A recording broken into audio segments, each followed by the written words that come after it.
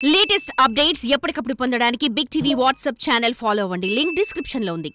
నమస్తే, welcome to big TV. నేను మీ చంద్రిక. మీరు మలబద్ధకం సమస్యతో బాధపడుతున్నారా? అయితే ఈ వీడియో మీకోసం. మలబద్ధకం సమస్యను పూర్తిగా నివారించేందుకు చక్కటి పరిష్కార మార్గాలను తెలియజేసేందుకు మనతో పాటు ఉన్నారు ప్రముఖ వైద్య నిపుణులు, మాజీ సభ్యులు, medical council of India doctor CL Venkatrao గారు. వారితో మాట్లాడి మరిన్ని వివరాలు తెలుసుకుందాం. నమస్తే సార్. నమస్తే సార్, ఈ మధ్య కాలంలో మలబద్ధకం చాలా సమస్యగా మారింది. అసలు ఇది ఎందుకు వస్తుంది, దీనికి సంబంధించి గల కారణాలు, మరీ ముఖ్యంగా శాశ్వత పరిష్కార మార్గాల గురించి తెలియజేయండి సార్. ఇప్పుడు మలబద్ధకం అనేది కొంతమందిని చాలా బాధ పెడుతుంటుంది. ఇక వాళ్ళు ఇంగ్లీష్ మందులు, హోమియోపతి, ఆయుర్వేదము, యునాని, న్యాచురోపతి దొరికినల్లా వాడేసి చిట్కా వైద్యాలు అయిపోయి ఉంటాయి. చివరికి మందుల షాప్కి వెళ్ళి వాళ్ళకి తోచిన మందులు లేకపోతే వ్యాపార ప్రకటనలన్నీ చూసి వాడేసి ఉంటారు. ఇట్లా దీర్ఘకాలికంగా మలబద్ధకం ఉన్న వాళ్ళకి వాళ్ళు ఒక్కసారి మెడ ముందు భాగాన సీతాకోక చిలుక ఆకారం ఉండే థైరాయిడ్ గ్రంథి సరిగా పనిచేస్తుందా లేదా చూసుకోండి. థైరాయిడ్ లోపం ఉన్నప్పుడు దీర్ఘకాలికంగా మలబద్ధకం ఉంటుంది. T3, T4, TSH అనే రక్త పరీక్ష చేస్తే, లేదు మీకు ఈ అక్షరాలు పలకటం చేతగాల, మంచి ల్యాబొరేటరీకి వెళ్ళండి, అయ్యా నాకు థైరాయిడ్ రక్త పరీక్ష చేయండి, చేస్తాడు. 3 ఉంటాయి. దీనికి ఏం డాక్టర్ ప్రిస్క్రిప్షన్ లాంఛనంగా ఫీజు కట్టాల్సిన పని లేదు. మనమే వెళ్ళి చేయించుకోవచ్చు. మనం అడిగినా కూడా చేస్తారు. మనం చేయించుకునే హక్కు మనకు ఉంటుంది. థైరాయిడ్ లోపాన్ని సవరిస్తే ఎంతో కాలంగా బాధపడుతున్న ఆ మలబద్ధకానికి శాశ్వత నివారణ లభిస్తుంది. ఇదే కాకుండా కొంతమంది టిఫిను, మధ్యాహ్న భోజనం, రాత్రి భోజనంలో 3 సార్లు 3 గ్లాసులు నీళ్ళే తాగుతారు. నీళ్లు తక్కువ తాగటం వల్ల కూడా మలబద్ధకం వస్తుంది. తాగే నీళ్లు 3 నుంచి 5 లీటర్లు రోజుకు తాగాలి. ఆ తాగే ఫ్రిడ్జ్లో నీళ్ళు తాగే బదులుగా గోరువెచ్చని నీళ్ళు తాగితే బ్రహ్మాండం. మలబద్ధకం అనేది ఇక అసలు ఉండనే ఉండదు. మనం తీసుకునే ఆహార పదార్థాల్లో పీచు అధికంగా ఉండాలి. రోజు రాత్రిపూట ఒక 2 అరటిపళ్ళు తినండి, బ్రహ్మాండం. అసలు మలబద్ధకం ఉండదు. మనం కమలాపండు, బత్తాయి, నారింజ, పంపర్ పనస తినేటప్పుడు కొంతమంది రసం తాగుతారు. అసలు రసమే తాగద్దు. ఏ పండు కూడా రసం తాగద్దు. రసం తాగితే ఆ పిప్పిలో పీచు పదార్థమే కాదు, కొన్ని ఖనిజ లవణాలు, విటమిన్లు కూడా పోతాయి. కనుక పండు తినండి. పండు తిన్న తర్వాత కూడా కమలా పండులో పిప్పి వస్తుంది, అది ఊసేయద్దు. గింజలు ఊయండి, పిప్పి మింగేసేయండి. ఆ పిప్పి మింగేటప్పుడు ఏదైనా ఒక గింజ లోపలికి వెళ్ళినా గింజ లోపల మొక్కేం రాదు, భయపడద్దు. ఆ మింగేసిన గింజ 24 గంటల్లో మలంలో బయటకు వస్తుంది. కనుక ఈ పిప్పి అనేది ముఖ్యం. తర్వాత జాంపండు పైన తోలు చెక్కద్దు, తోలుతో తినండి. అట్లాగే యాపిల్ పైన ఉండే తోలుని తీసేస్తారు, చాలామందికి అలవాటు. వాళ్ళు తినటమే కాకుండా ఎవరైనా అతిథులు వస్తే పైదంతా చెక్కేసి ముక్కలు కోసి పెడతారు. యాపిల్ పండు తప్పనిసరిగా పైనుండే తోలుతోనే తినాలి, ఆ తొక్కతో పాటు తినాలి. ఈ విధంగా కీరా దోసకాయ ఉంది, ఆ కీరా దోసకాయ తిన్నా కూడా మలబద్ధకం ఉండదు. అంతేకాకుండా షుగర్ వ్యాధి దీర్ఘకాలంగా 10-15 ఏళ్ళు ఉంటే పెద్ద పేగుకి సరఫరా చేసే నరాల బలహీనత వల్ల కూడా మలబద్ధకం వస్తుంది. అందువల్ల షుగర్ ఉన్న వాళ్ళకి ఇది సహజ సిద్ధంగా వస్తూ ఉంటుంది. ఈ మలబద్ధకం ఉన్నవాళ్ళు కొంతమంది ఇరిటబుల్ బౌల్ సిండ్రోమ్తో బాధపడుతుంటారు. ఒకరోజు మలబద్ధకం, 2వ రోజు విరోచనాలు, మానసిక ఒత్తిడి, కుంగుబాటు, టెన్షను, డిప్రెషను, ఈ IBS ఇరిటబుల్ బౌల్ సిండ్రోమ్ కారణం. వీళ్ళు టాయిలెట్కి వెళ్ళారంటే ఇక లోపల కూర్చున్నారంటే అరగంట, గంట సేపు కూర్చుంటారు.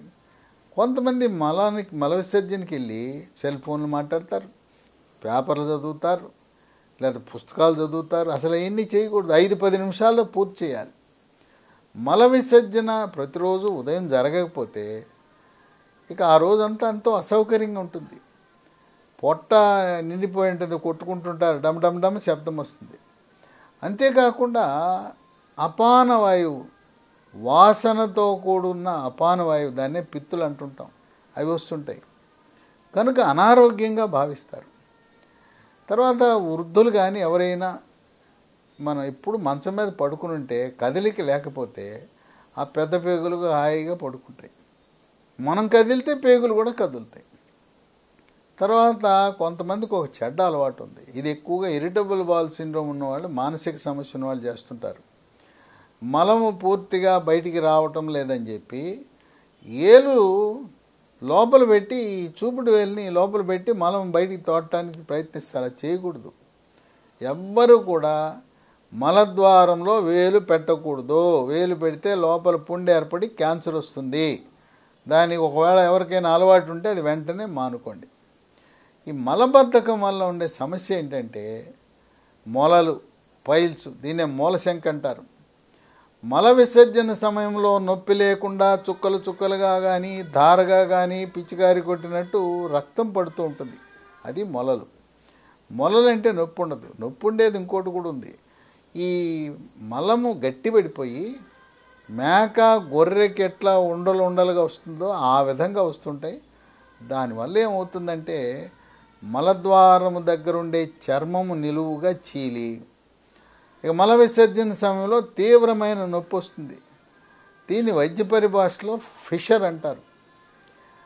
మల విసర్జన సమయంలో వస్తే సరే, ఈ నొప్పి 4-5 గంటలు 6 గంటలు ఉంటుంది. వెళ్ళిన తర్వాత ఎక్కడ కుర్చీలో కూర్చోవాలన్నా, ఆఫీసులో కూర్చోవాలన్నా వీలు పడదు. దీనికి కారణం మలబద్ధకం. ఈ నొప్పికి ట్యాబ్లెట్లు వాడటం కంటే కూడా ఒక చిన్న చిట్కా, అక్కడ చీలి నొప్పి ఉంది కదా, మల విసర్జన పూర్తి కాగానే గోరువెచ్చని నీళ్ళలో 1/4 గంట సేపు కూర్చుంటే చక్కటి ఉపశమనం లభిస్తుంది. కనుక ఈ భయంకరమైన మొలలు, రక్తం ఆ టాయిలెట్లో పడి చుక్కలు చుక్కలు దార పడుతుంటే కొంతమంది కళ్ళు తిరిగిపోతాయి. అమ్మో నా రక్తం అంతా పోయిందని గగ్గోలు పెడుతుంటారు. ఇక ఈ నొప్పి అయితే నరకం ఎట్లా ఉంటుందో తెలియదు, కానీ ఈ నొప్పి అంత బాధ పెడుతుంది. అసలు వాళ్ళు ఏం చేయాలో దిక్కుతోచని పరిస్థితి ఉంటుంది. కనుక మొలలకి ఈ ఫిషర్ అనే దానికి కారణమే మలబద్ధకం. దానికి మనము ఏదో తాత్కాలిక ఉపశమనాలు కాదు, శాశ్వత పరిష్కారం అనేది ముఖ్యం. మనకి రకరకాల మందులు ఉన్నాయి, వాడారు, అన్నీ అయిపోయి ఉంటాయి. కొంతమంది అసలు మార్కెట్లో దొరికేవన్నీ వాడేసి ఉంటారు. ఇప్పుడు లీ ఫార్మా అనే కంపెనీ వాళ్ళు ఒక కొత్త మందుని, డైజీ లాక్స్ అనే మందును ప్రవేశపెట్టారు. ఇది హెర్బల్ మందు. ఇక చూశారు కదా, అన్నీ మూలికలే, మూలికలతో చేసిన మందు. రసాయనాలు ఉండవు, ఎటువంటి సైడ్ ఎఫెక్ట్స్ ఉండవు. అలోపతి మందులతో పాటు కలిపి వాడుకోవచ్చు. డైజీ అంటే ఇది జీర్ణశక్తిని కూడా మెరుగుపరుస్తుంది. లాక్స్ అంటే చక్కగా హాయిగా మల విసర్జన జరుగుతుంది అని. దీంట్లో 9 రకాల మూలికలు ఉన్నాయి. 1 అంజీరు, 2 సోనాముఖి, 3 జీర, 4 అడవి దొండ, 5 అతిమధురం, 6 రేల, 7 సొంటి, 8 వామాకు, 9 కరక్కాయ. ఇవన్నీ మూలికలతో చేసిన ఔషధం. ఇది పిల్లలు, పెద్దవాళ్ళు వాడచ్చు. గర్భవతులు మరి ఎందుకు వస్తుందో, గర్భం ధరించగానే మలబద్ధకం వచ్చింది. ఆ మలబద్ధకం వల్ల మొలలు కూడా వస్తాయి గర్భవతులకి. గర్భవతులకు మొలలు వస్తే ఆపరేషన్ ఏం అవసరం లేదు. మీరు మలబద్ధకాన్ని నివారించుకుని ప్రసవం అవగానే పోతాయి. మొదటి ప్రసవంలో మొలలు వచ్చినాయి, మళ్ళీ రెండవ కాన్పు వచ్చేసరికి మళ్ళీ ప్రత్యక్షం అవుతాయి. గర్భవతులు కూడా ఈ మందు వాడచ్చు, పిల్లలు కూడా వాడచ్చు. 12 సంవత్సరాల లోపు పిల్లలు ఉదయం 1/2 స్పూను, రాత్రి 1/2 స్పూను తిన్న తర్వాత వాడాలి. పెద్దవాళ్ళు ఉదయం 1 స్పూను, రాత్రి 1 స్పూను, పిల్లలు ఏమన్నా 1/2 స్పూను, పెద్దవాళ్ళు అయితే 1 నిండా స్పూను వాడితే బ్రహ్మాండంగా, ఇదేదో తాత్కాలిక ఉపశమనం కాదు, శాశ్వతంగా పరిష్కారం అవుతుంది. ఇది మార్కెట్లో కొత్తగా ప్రవేశపెట్టబడింది. కనుక మీరు అమెజాన్లో, ఆన్లైన్లో ఆర్డర్ పెట్టండి, లేదా కంపెనీ వాళ్ళ వెబ్సైట్ ఉంది, www.leehealthdomain.com అని ఉంది. లేదా మరో 3 ఫోన్ నంబర్లు ఉన్నాయి, 9100107481, 9100107481, 8977030218, 9502897374. ఈ ఇరిటబుల్ బౌల్ సిండ్రోమ్ అన్నాను కదా, ఇప్పుడు వాళ్ళు ఏంటంటే టాయిలెట్కి వెళ్తే అరగంట, గంట, రోజుకు 4-5 సార్లు వెళ్తుంటారు.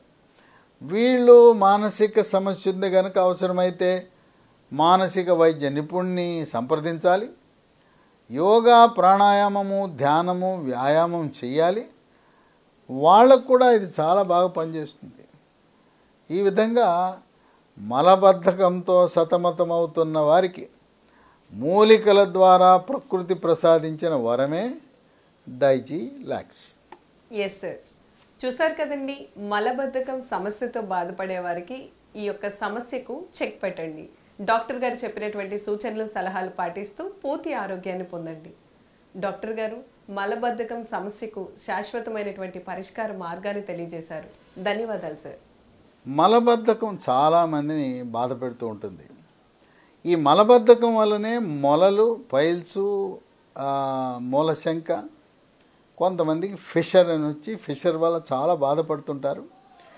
అలాంటి దీర్ఘకాలిక మలబద్ధకం ఉన్న వారికి 9 మూలికలతో కూడిన డైజీలాక్స్, దీన్ని వాడటం ద్వారా శాశ్వత పరిష్కారమే కాక మొలలకి, ఫిషర్కి ఎటువంటి ఆపరేషన్ లేకుండా ఇది శాశ్వతంగా మీకు సమస్యని పరిష్కరిస్తుంది. For more videos like this, subscribe Big TV channel.